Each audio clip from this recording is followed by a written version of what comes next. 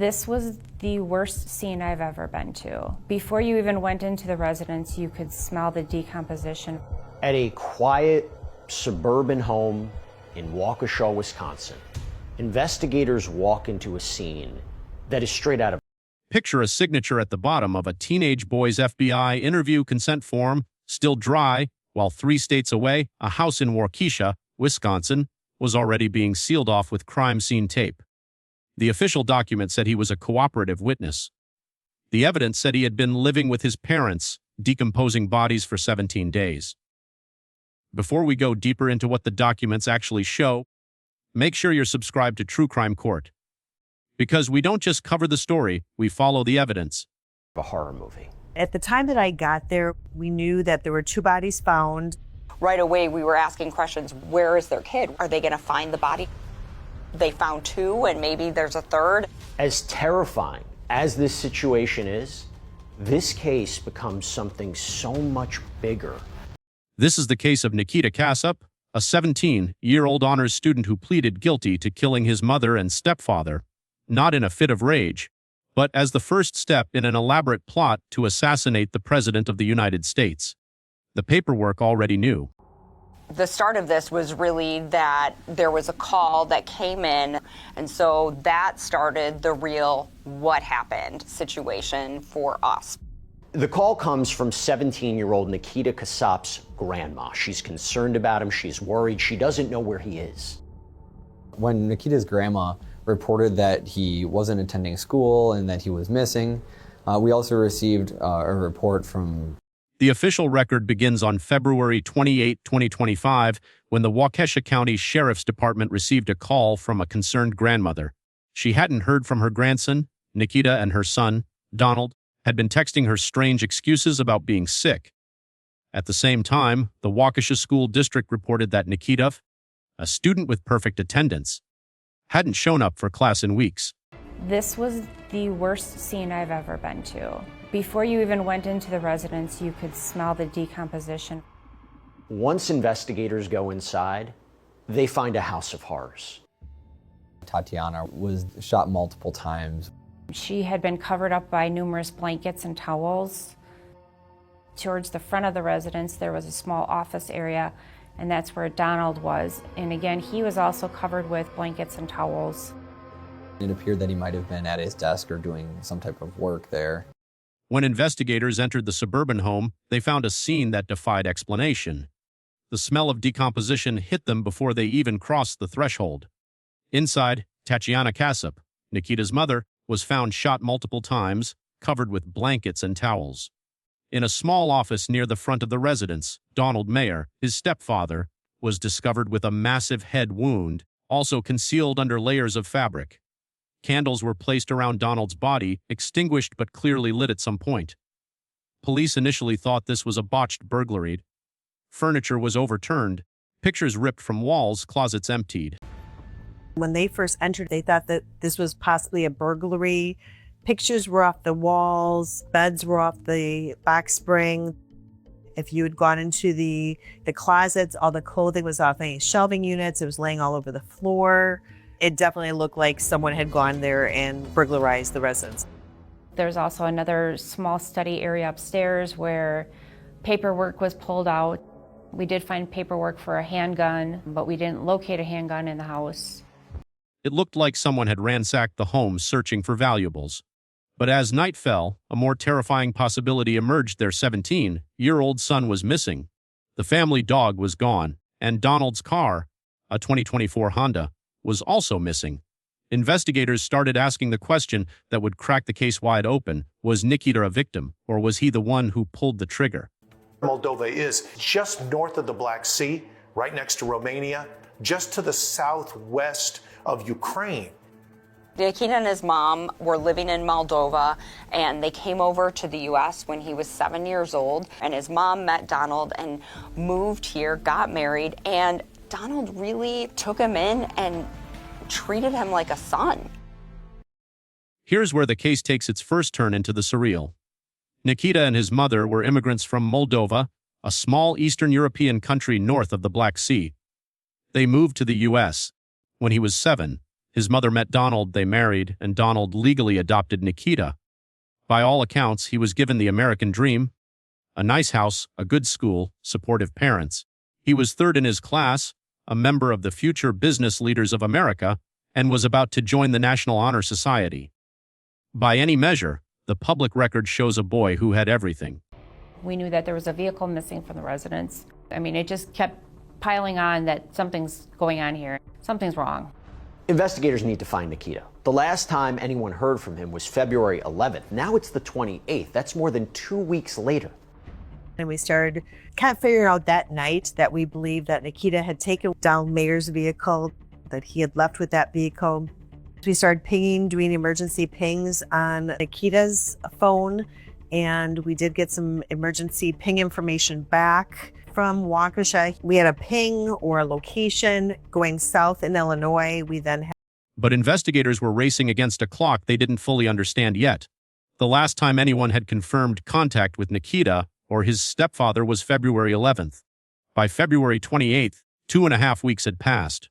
Emergency pings on Nikita's phone revealed he had been crisscrossing the country, south through Illinois, west through Iowa, Colorado, Wyoming, all the way to Kansas. He made a stop at the world's largest truck stop in Iowa, almost like he was sightseeing. And he did all of this without a driver's license. He was just 17. What ended up getting him caught was his driving. He didn't stop all the way at a stop sign. Literally, that was the reason for the traffic stop, as he rolled a stop sign. they run the plate. Coincidentally, the Waukesha County Sheriff's Department had just put that license plate in the system as car was believed to be stolen, and therefore the timing was great. I mean, if he had done that the day before, I'm sure he would have gotten a ticket and he would have been on his way. What ultimately got him caught was something so mundane it borders on absurd. In Kansas, Nikita rolled through a stop sign, a routine traffic stop. The deputy ran the plates, and just hours earlier, the Waukesha County Sheriff's Department had entered the vehicle as stolen. The timing was pure chance. If he had been pulled over the day before, he would have gotten a ticket and driven away. Instead, he was arrested. There were some things that were found in the car when Nikita was stopped, including a .357 handgun. On top of that, there were clothing that smelled of the odor of decomposition. There was a Bible. There was cash found throughout the vehicle, jewelry, electronics. There were photo albums, which I thought was very interesting, containing pictures of he and his family.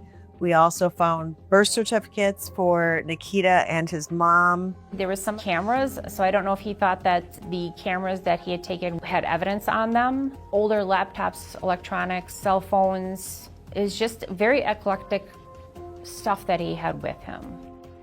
He did take the dog with him on his road trip. I believe that the dog was the only thing left that was kind of someone who could comfort him or someone who was known to him. Inside the car, police found a trove of evidence that was both damning and deeply strange. A .357 handgun, clothes that reeked of decomposition, a Bible, cash spread throughout the vehicle, jewelry cameras, laptops, photo albums of his family, and birth certificates for himself and his mother. He also had the family dog with him, alive, unharmed. The only thing that offered any comfort, or perhaps the only witness he couldn't silence. In one of the cameras, investigators find this memory card that contains some truly disturbing images. There was his mother and his stepfather's bodies in kind of odd arrangements of candles and how they were wrapped in blankets. It appeared that, based on the pictures, that there was some sort of fascination with their death, and that it was found to be extremely concerning behavior. I believe the reason for the candles and the blankets, there may have been some ritualistic element to it. On top of that, there was a video that was recovered in which Nikita can be heard on the phone talking about his stepfather's body, saying you can see his rotten body right there. So as he's in the house with his stepfather, he's making comments about how his body is decomposing. But the most chilling find was on a memory card recovered from one of the cameras. Investigators discovered images Nikita had taken of his mother's and stepfather's bodies, posed, wrapped in blankets, surrounded by candles. There was also a video where Nikita could be heard on the phone casually commenting on the decomposition of his stepfather's body. He lived in that house with their decaying remains for 17 days. He walked past them every day. He went grocery shopping, walked the dog, bought fast food, shoveled the driveway, all while the bodies grew cold under blankets just a few feet away. As police piece together what exactly happened during these last 2.5 weeks, all signs are now pointing to Nikita as the perpetrator of these murders. I believe he murdered Dawn first, and then he waited for Tatiana to come home. I mean, she was still wearing her winter coat. She just had gotten in the door. I think it was pretty apparent that he had a plan, and he enacted his plan to murder his parents. He truly executed his parents. He ambushed them, he shot Dawn in the back of the head, and he shot his mom, I believe, at one point through her throat. He leaves her where she falls, and he leaves Donald where he falls, and then just cover. Based on the evidence, detectives reconstructed the order of the killings. They believe Nikita murdered Donald first, then waited for his mother to come home. Tatiana was still wearing her winter coat when she was shot through the throat. Donald was shot in the back of the head. It was an ambush, a planned execution. And then, for 17 days, he lived with the aftermath. The paperwork already knew. Whole thing, because it looks from the outside like it's going to be a cut and dry case. Look, as awful as it is to say, Nikita wouldn't be the first person to kill his parents. But detectives are about to learn that he has a plan that is destructive on a whole other level. He actually wanted to destabilize our government was his ultimate plan, and to assassinate the president and the vice president. I think he believed that plan was in the stages that it was ready for him to leave and ready to start trying to take action to make this plan happen. But as dark as this already was, the investigation revealed a plot that was destructive on an entirely different level. This wasn't just a family tragedy. This was the beginning of a domestic terror operation. Nikita's goal was to destabilize the government and assassinate the president and vice president of the United States. He planned to use a drone, weaponize it with an IED, and kill the commander-in-chief. He needed money, a vehicle, and freedom from his parents to execute the plan. He didn't just kill them to escape. He killed them to fund a revolution. A lot of his social time was online, and it caused kind of this interest in having some odd political views or concerning political views. Looking up school shootings, looking up mass murders, looking up killers. There's a weird fascination that he really had with really dark, scary things.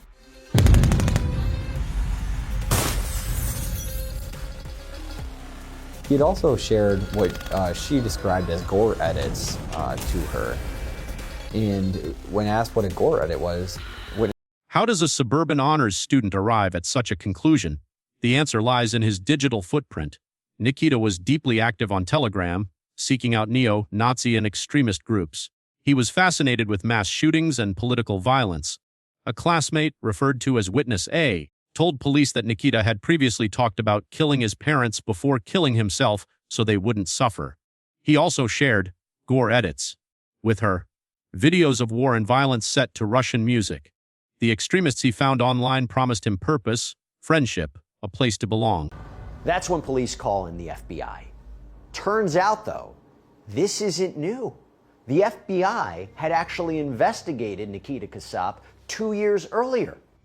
Back in 2023, Nikita's mom actually called the Bureau, and the FBI showed up to do an investigation, decided that it was nothing of consequence and moved on. But there was that concern of his. This wasn't even the first time law enforcement had been flagged about Nikita. In 2023, his own mother had called the FBI out of concern for his online activity. The FBI investigated and closed the case, finding nothing that warranted charges. 2 years later, he would be pleading guilty to her murder. As the new year begins, Nikita Cassop is awaiting his double murder trial. But then there's a court hearing, and something happens there that no one really saw coming. Good morning, everybody. The matter is here today for a change of plea hearing. I was advised that it was the intent of Mr. Cassop to enter pleas of guilty or no contest to counts 1 and 2. And we're all like, what? what do you have to gain? Like, what are you doing? Why are you changing your plea? In early 2026, Nikita Cassop changed his plea to guilty on 2 counts of first-degree intentional homicide. In exchange, the state dismissed 8 other charges, including hiding a corpse and theft. He stood in court, answered guilty to each count in a robotic monotone, while his chair shook violently from his legs trembling. The courtroom was empty of supporters. No family came for him. The step-aunts and uncles and the grandparents, they were in court to blast him. They were in court to tell him, you destroyed our lives. I mean, they were not in court to support Nikita. No one was in court to support Nikita. We hear from Michael DeBona, a childhood friend of Donald Mayer, Nikita's stepdad. Don is my best friend. He was also a son, a brother, a husband, and a source of love, laughter, strength to everyone who knew him. His wife was his partner in life, someone he loved deeply and planned a future with. In a single act of unimaginable violence, the defendant erased not 1 life, but 2. I ask that the court fully recognize the gravity of what was done here, and not just the taking of 2 lives, but the destruction of everything those lives. During the sentencing hearing, the family of Donald Mayer delivered emotional impact statements. His aunt spoke directly to the betrayal. In a single act of unimaginable violence, the defendant erased not 1 life, but 2. She asked the judge to fully recognize the gravity of what was taken, not just the lives, but the destruction of everything those lives touched. Friends described Donald as a source of love and strength. Tiana as the partner he planned a future with. There was no mercy in that courtroom for Nikita. Before the judge officially sentences Nikita Cassop, this teenage defendant addresses the court. Mr. Cassop, what do you want to tell me? Your Honor, I want to begin by apologizing to the family and friends of both my mother and my stepfather Donald. To everyone who loved them, to everyone who feels pain and grief because of my actions, I am sorry. As much as anyone, I knew that my mom and Donald were kind, loving people. I mean, it really does sound like he loved his mom, and his stepdad really treated him as a son. So do I think he came to regret, like, oh my gosh, what did I did? I do. I do believe he did. And I would worry about my mom when she had to use a ladder or hop on the countertop to reach something high on the shelves at home. I would worry about her safety and insist that she let me get it for her. This was the mother I killed. The person I chose to kill. The person who loved me no matter what. Then, Nikita addressed the court. His voice broke. He apologized to the family and friends of his mother and stepfather.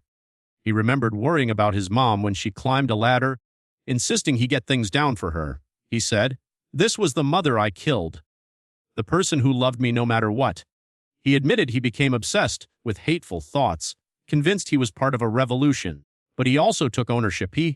I cannot blame the videos, propaganda, and people that inspired my actions because I had the ability to choose right instead of wrong. From now, could he have a chance at parole? As I look at, like a pros and cons, what are the pros about Nikita Cassop? He's taken responsibility for what he did. But I weigh that as to the horrific, terrible, inexplicable, not understandable acts that he involved himself in.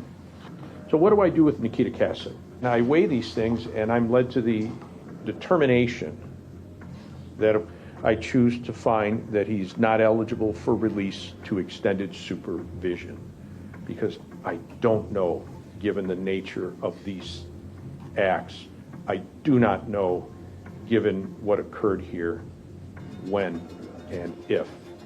The judge faced a profound question: could a 17-year-old be rehabilitated? The defense argued for the possibility of parole after 20 years. The prosecution demanded life without release. The judge weighed the pros and cons.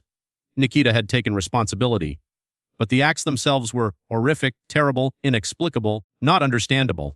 He ruled that Nikita Cassop is not eligible for release to extended supervision. He will die in prison. He did give him life without the possibility of parole, which will mean he will spend the rest of his life in prison. I think the sentence is appropriate. This was a planned out, well thought about, and it wasn't an act of passion. He made a conscious decision to kill people that he cared about to further a political terror attack, essentially. I believe that someone who is willing to take that type of violent steps is a very dangerous person, and I think that letting him out at any point in his life would have been very dangerous for the community and wrong. The judge concluded that this was not an act of passion. It was a planned political terror attack. The sentence was life without parole.